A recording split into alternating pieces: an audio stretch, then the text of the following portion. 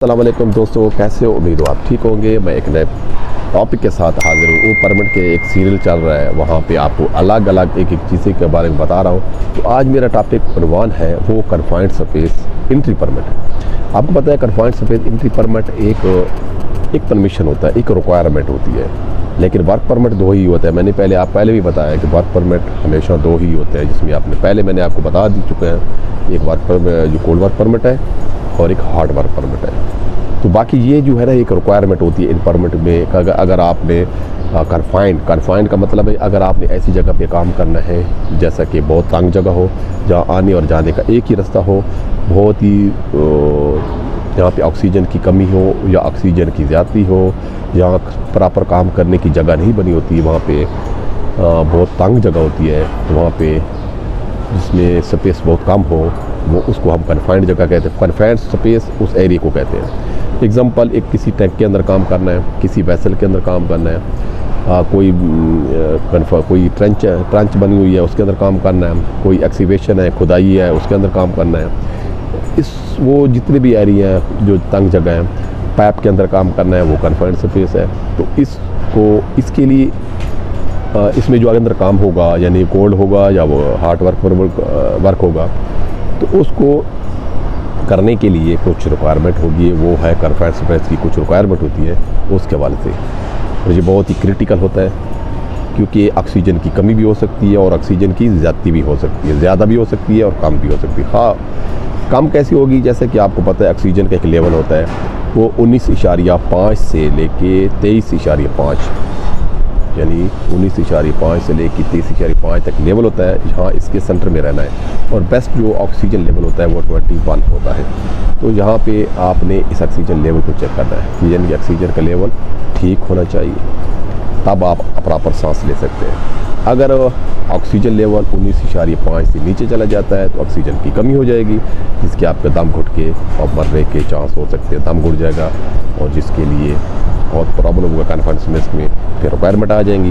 इसलिए या ऑक्सीजन की ज़्यादती भी हो सकती है। अगर ऑक्सीजन ज़्यादा हो जाएगी तो फिर भी आग लगने की ज़्यादा, अगर हार्ड वर्क एक्टिविटी चल रही है तो आग लगने के चांस आपको पता है ज़्यादा हो जाएंगे।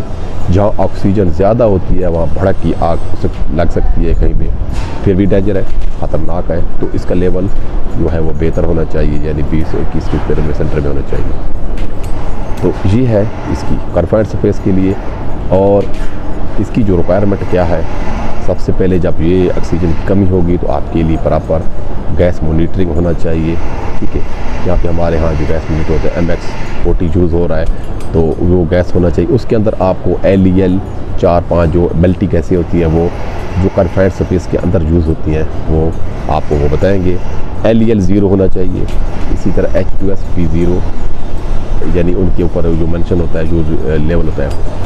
LEL H2S गैस होती है, उसके बाद अमोनिया गैस है, ऑक्सीजन है, इसका लेवल होता है। ये मैक्सिमम इस मॉनिटर के अंदर मेंशन की जाती है। और गैस जब टेस्ट करनी है तो उसका क्या तरीकाकार होता है कि 3 जगह से आपने 3 सतह के ऊपर आपने गैस को चेक करना होता है। एक नीचे ज़मीन के बिल्कुल नीचे वाले हिस्से में, एक सेंटर में गैस चेक की जाती है, और एक टॉप पे, क्योंकि कुछ गैसें जो है ना वो हवा से भारी होती है और कुछ गैस हवा से हल्की होती है। जैसे कि H2S गैस है, वो हवा से क्या कहते हैं भारी होती है, वो नीचे रहती है, और कुछ गैसें हैं जो हवा से हल्की है, जो ऊपर रहती है। इसलिए 3 जगह से उसको चेक किया जाता है। तो इसके अलावा जो रिक्वायरमेंट के अंदर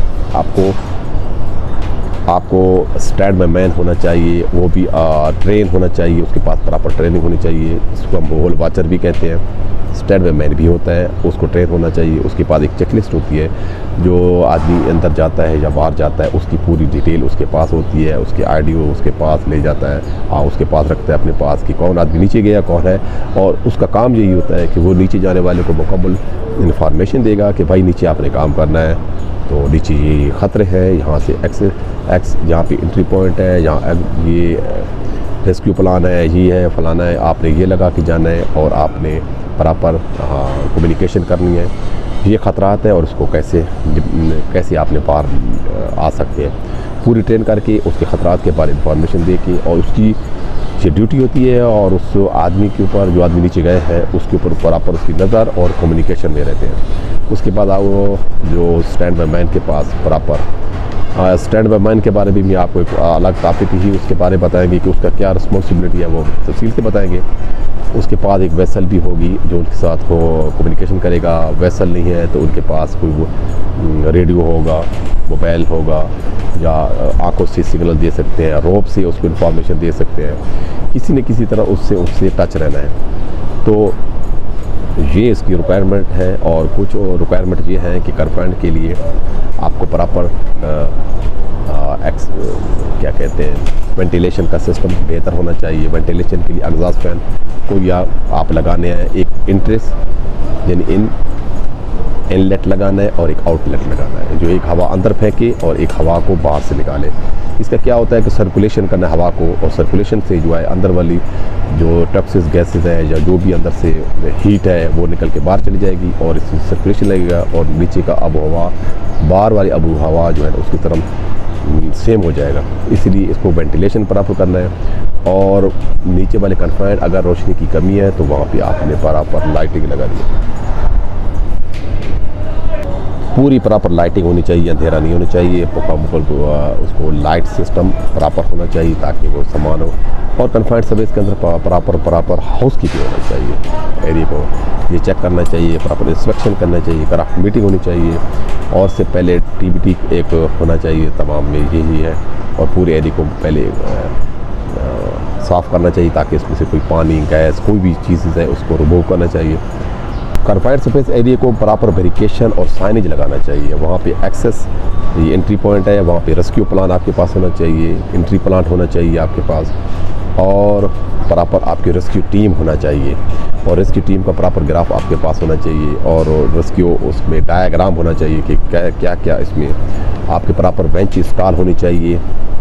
आपके पास अगर जो है लाइफ लाइन वो इंस्टॉल करो, और आपके पास फुल बॉडी हार्नेस आपके पास प्रॉपर जो जाएगा उससे फुल बॉडी हार्नेस यूज़ करनी है नीचे जाने के लिए, प्रॉपर होकर करने की जाए, और वो लाइफ लाइन के साथ अटैच होकर नीचे जाए, और लाइफ लाइन को उसमें आप जो यानी लाइफ लाइन के साथ और फुल बॉडी हार्नेस भी यूज़ करनी है ताकि वो रेस्क्यू के लिए यूज़ की जा सके। और प्रॉपर कम्युनिकेशन उसमें रखनी है उस वर्कर के साथ। सुपरवाइज़र, कन्फाइंड सुपरवाइज़र का साइड के ऊपर लाजमी है, वहाँ पे वह हाज़िरी दे, वो उस चीज़ को मॉनिटरी करे। सेफ्टी ऑफिसर भी उस चीज़ को मॉनिटरी करता रहे साइड के ऊपर, और होल वाचर उसको मॉनिटरी करे, क्योंकि बहुत ज़्यादा रिस्क होता है, इसलिए इसको मॉनिटरी करना बहुत ज़रूरी होता है। हर टेम्परेचर के साथ को चेक करें, हीट को बैलेंस रखें, मैक्सिमम 10 से 15 मिनट वहाँ पे काम करें, और फिर उसको आप बाहर की आबोहवा उसको एक बार राउंड लगाएं और बाहर चक्कर लगाएं, एंट्री करें, एग्ज़िट करें, एंट्री करें। उसकी जो है ना चेकलिस्ट के ऊपर नाम होना चाहिए, कब जा रहा है, कब आ रहा है, कब वापस जा रहा है, कितने मिनट स्टे किया है, एक इन्फॉर्मेशन उस चेकलिस्ट के ऊपर इंस्टॉल करना चाहिए। वो जो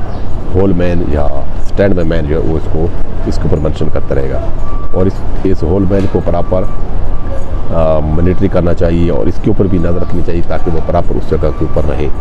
अगर होल मैन किसी और जगह पे जा रहा है तो उसकी जगह एक और होल मैन इंस्टॉल करके उसको ज़िम्मेदारी दे के तब जाए, और किसी अंदर अगर काम चल रहा है तो होल मैन के बगैर काम नहीं करने देना, क्योंकि बहुत ज़्यादा रिस्क होता है विदाउट होल मैन। और फायर वाचर जो है अंदर भी हो, और बाहर भी इंस्टॉल कर सकते हैं, अंदर भी हो। लेकिन आप याद रखना कि कन्फाइंड स्पेस के अंदर कभी भी CO2 का इस्तेमाल नहीं करना। दूसरा सिलेंडर यूज़ कर सकते हो लेकिन CO2 नहीं करना, क्योंकि वो पहले कार्बन डाइऑक्साइड होती है, ऑक्सीजन की कमी हो सकती है, वो जब आप यूज़ करेंगे तो फिर ऑक्सीजन की कमी हो जाएगी, और आदमी के मरने के चांस 100% हो जाते हैं। कभी भी कन्फाइंड में इलो नहीं है। ओके, ये तो इसकी बुनियादी जो है ना रिक्वायरमेंट थी, और जो जितनी मालूमात मैंने आपको दी, और भी बहुत सी मालूमात होंगी इंशाल्लाह, कोशिश करेंगे नेक्स्ट आपको उनके बारे में बताएंगे। ये एक बुनियादी जो इन्फॉर्मेशन कन्फाइंड स्पेस के हवाले से मैंने आपको बताई। जब ये तमाम कंप्लीट हो जाती हैं तो परमिट ओके हो जाता है, और सेफ्टी फीस को वेरीफाई करके काम के लिए स्टार्ट कर देता है। तो ये है, और सेफ तरीके से काम कंप्लीट होने के बाद तमाम होल को, मेन होल को हम बंद कर देते हैं, और तमाम अपने इक्विपमेंट को रिमूव कर देते हैं, और प्रॉपर हाउस कीपिंग करते हैं। अच्छी वीडियो देखने के लिए मेरे चैनल को लाजमी सब्सक्राइब कीजिएगा। अल्लाह ने के बाद।